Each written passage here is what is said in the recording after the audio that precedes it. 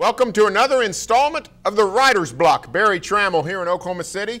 Down in Austin, my pal Cedric Golden from the American-Statesman. And Cedric, we're here counting down to the end of winter, and we've got wall-to-wall football. All kinds of football going on, and let's go with the lead.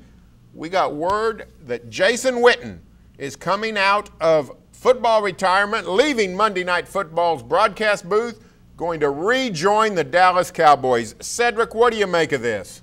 Well, first of all, I'm thinking Jason Witten, 15 seasons in the league is enough, man. But if it gets him out of that Monday Night Football booth, I'm all for it. He was terrible. There's little doubt about that. But even last year, early in the season, there were rumblings. Jason wasn't quite getting the football Jones behind him. He still thought he might want to play.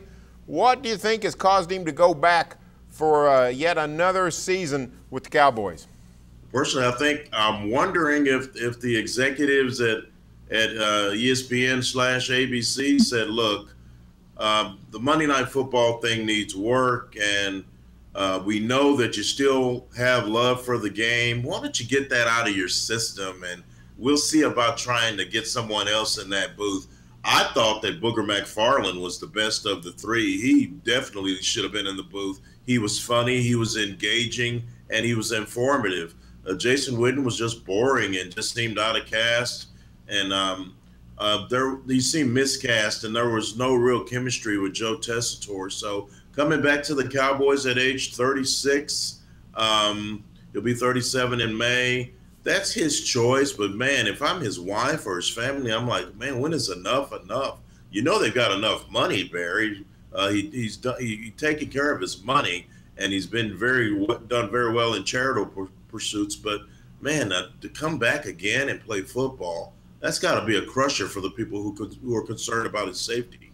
Well, yeah, and it's not like the Cowboys really missed him. I mean, they did okay at tight end and used a fourth-round draft pick last year on a tight end. Blake Jarwin turned into a decent ball catcher for the Cowboys. I just find the whole thing very interesting.